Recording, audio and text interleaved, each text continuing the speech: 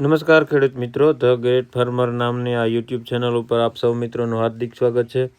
અને આજે આપણે વાત કરવાના છે ચણાના ભાવ વિશે. તો ચણામાં ગઈકાલના દિવસે એટલે કે શુક્રવારના દિવસે આશરે 50 રૂપિયાની મંદી આવી અને આપણે લગભગ એક મહિના પહેલાં કીધું હતું કે 31 તારીખ 2025ના દિવસે ડિસેમ્બર મહિનાના છેલ્લા દિવસે કીધું હતું કે એક ચણાના ભાવમાં એક મંદી આવશે.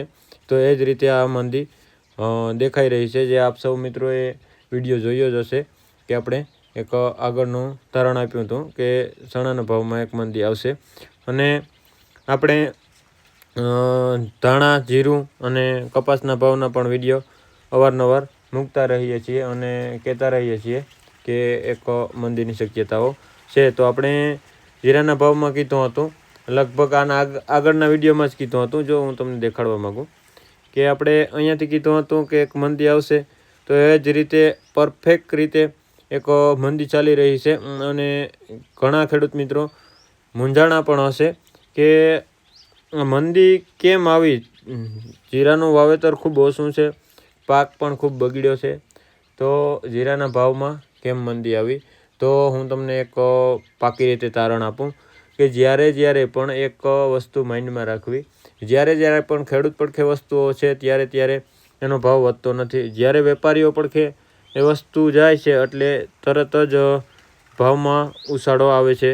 જેમ કે આપણે માંડવીની બજારમાં આ વખતે જોયું કે જ્યારે આપ સૌ મિત્રોને ખબર જ હશે કે પાછળ એક માવઠું થવાથી લગભગ માંડવી પલળી ગઈ હતી, પણ બજાર તો પણ ઘટતી હતી. અને જ્યારે માર્કેટિંગ યાર્ડ સરકારની ખરીદી બંધ થઈ એવી જ બજારમાં એક મોટી તેજી આવી અને 30,000 આજુબાજુ ભાવ અને 35,000ના પણ સાટા, જે ગિરનાર 5 નંબરની મગફળી આવે એના ગિરનાર 5ના 35,000ની આજુબાજુ પણ હાટા કરવામાં આવ્યા. અને મગફળીનો ભાવ ખૂબ જ ઉપરથી નીચેથી ઉપર લઈ જવામાં આવ્યો અને સ્પીડ સાથે લઈ જવામાં આવ્યો. એટલે ખેડૂત ભાઈઓ, આપ સૌ મિત્રોને એક વિનંતી છે કે જ્યારે પણ ખેડૂત પડખે બજારમાં માલ છે ત્યારે ભાવ વધતા નથી. આપ સૌ મિત્રો મારાથી ખૂબ હોશિયાર છો અને ખબર છે, પણ ઘણા યુટ્યુબવાળા મિત્રો એવી રીતે વિડીયો બનાવે છે કે જો નિકાસની માંગ નીકળે તો ભાવમાં તેજી આવે, એમ જ કહી દે છે. કોઈ આધાર પુરાવો હોતો નથી, એમ જ કહી દે છે કે નિકાસની માંગ નીકળશે તો ભાવ વધશે. પણ નિકાસની માંગ ક્યારે નીકળશે એ તો તમે કહેતા જાઓ. તો એ ઉપર જ આપણે એક ખેડૂત ફ્રેન્ડલી જ વિડીયો, હું ખેડૂતના જ વિડીયો બનાવું છું અને હું સ્ટોક માર્કેટ આધારિત જ વાત કરું છું. તો એ જ રીતે આજે આપણે ચણાના ભાવ ઉપર વિડીયો બનાવી રહ્યા છીએ કે ચણાના ભાવમાં એક મંદીનું કીધું હતું મહિના દિવસ પહેલાં, તો એ મંદી ચાલી રહી છે અને ખૂબ જ સારી એવી મંદી આવી ગઈ છે. પણ આપણે જે લેવલ આપ્યું હતું કે ચણાના ભાવમાં આ લેવલ સુધી મંદી આવશે, તો ધીરે આવી રહી છે. અને ખેડૂત મિત્રો, એક મારી એક રિક્વેસ્ટ છે કે આપણા બધા જ વિડીયો જોઈ અને 25 ચેનલને સબસ્ક્રાઈબ કરવી. જે આપણે પહેલાંથી જ કીધેલું હતું કે જીરાના ભાવમાં મંદી આવશે, પણ લગભગ બધા કહેતા હતા, થોડીક તેજી આવી એટલે કહેતા હતા કે જીરાના ભાવ જીરાનું વાવેતર ખૂબ ઘટાડો છે અને જીરુંનો પાક ખૂબ નિષ્ફળ ગયો છે, તો ખૂબ મોટી તેજી આવશે. પણ હાલ ખેડૂતોના ખેતરમાં જીરું ઊભ્યું છે ત્યાં સુધી બજાર એક રીતે સ્થિર રહે, કાં તો એક બાઉન્સ લે અને ફરી એક મંદી તરફ જાય. પણ જ્યારે જીરું વેચાઈ જશે ખેડૂત પડખે અને વેપારીઓ પડખે માલ જશે એટલે તરત જ નિકાસના સમાચાર આવશે અને જીરામાં તેજી આવશે. જીરાનું આગળનું ભવિષ્ય ખૂબ સારું હોય એવી હાલ સ્થિતિ જોવા મળી રહી છે. પણ આપણે પરફેક્ટ રીતે કીધું હતું, આપણે બધાથી અલગ જ કહીએ છીએ કે જીરાના ભાવમાં મંદી આવશે. ચણામાં પણ જ્યારે ચણાનું વાવેતર થયું ત્યારે આ એક તેજીની શરૂઆત થઈ ને ચણાનું મોટા પાયે વાવેતર થયું તો પણ એક તેજીની શરૂઆત થઈ. શું કામ? ખેડૂત પડખે માલ નહોતો. જ્યારે ખેડૂત પડખે માલ આવવાની અત્યારે તૈયારી છે અને ચણાનો વાટ પડ્યો છે કે હાર્વેસ્ટિંગ થાય છે ત્યારેથી જ એના આગળના 10 દિવસ પહેલાં જ જુઓ ધીરે ધીરે મંદી તરફ લઈ જઈ રહ્યા છીએ. આ પૈસો નાખવામાં આવે છે અને આ એક નીચે જશે બજાર, અને જ્યારે ખેડૂત પડખેથી ચણાનો એકદમ સ્ટોક ઘટી જશે અને વેપારીઓ પડખે સ્ટોક થઈ જશે. માંડવીની રીતે જ આપણે જે માંડવીમાં કીધું હતું એ જ રીતે માંડવીની જ્યાં સુધી ખેડૂત પડખે હતી ત્યાં સુધી 20,000 જ ભાવ હતો. હું ખાંડીનો 20 મણનો ભાવ કહું છું.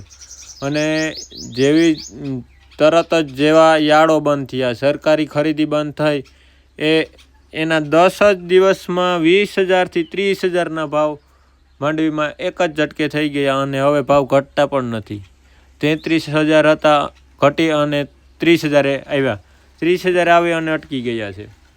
આપ સૌ મિત્રો લાઈવ પ્રૂફ અને લાઈવ ઓલા સાથે કહું છું કે અટકી ગયા છે. શું કામ?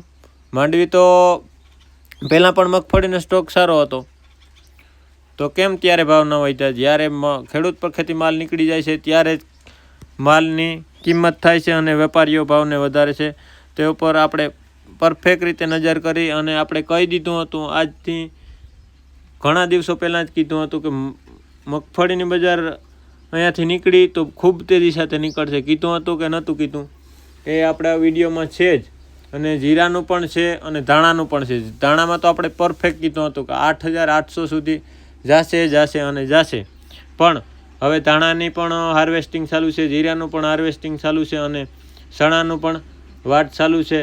તો બધા જ ઉપાડ ઉપર છે અને થોડા જ ટાઈમમાં નીકળી જશે. એટલે વેચવાલી આવશે અને પહેલાં વેચવાલી હજી આવી નથી ત્યારથી જ ભાવ ડાઉન કરવા લાગ્યા છે. સ્ટોક થશે અને ખેડૂત પક્ષે માલ નહીં રહે એટલે તેજી આવશે. એટલે ખૂબ જ પરફેક્ટ રીતે જે માણસને આપણે યુટ્યુબ ઉપર જોઈએ છીએ અને જે માણસને આપણે ફોલો કરીએ છીએ એને પરફેક્ટ રીતે અને સારી રીતે આપણે પૂછવું કે ભાઈ આ તમે કેના આધારે કહો છો અને શું છે એનું કારણ.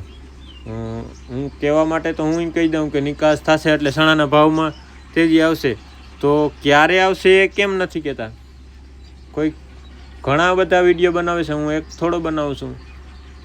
ઘણા બધા મિત્રો વિડીયો બનાવે છે તો એ એમ નથી કહેતા કે ક્યારે તેજી આવશે. એમ કહે છે કે નિકાસ થશે તો તેજી આવશે. તો નિકાસ થશે તો બધાને ખબર છે કે તેજી આવશે, પણ આપણે લેવલ સાથે વાત કરીએ છીએ કે આ લેવલ સુધી બજાર આવશે અને ત્યાંથી એક લેવાલી નીકળે એવા સંકેતો દેખાય છે. પણ એ લેવાલી આવવી એ આપણા ઉપર છે કે કયા લેવલથી લેવાલી આવશે. તો આપણે કીધું હતું કે ચણામાં અહીંયાથી એક મંદીની શરૂઆત થશે. અહીંયાથી તો નહીં પણ અહીંયા ક્યાંકથી કીધું હતું, લગભગ પાછળનો વિડીયો જોઈ લેવો તો ત્યાંથી એક મંદીની શરૂઆત છે જે આ લેવલ સુધી જાય એવી પૂરી શક્યતાઓ છે. અને જ્યારે પણ ચણાના ભાવ ત્યાં પહોંચશે એટલે એક વિડીયો બનાવવામાં આવશે અને કેટલી તેજી આવશે એ ઉપર આધાર રહેશે. તો હાલ માટે એટલું જ. આભાર સૌ ખેડૂત મિત્રોનો.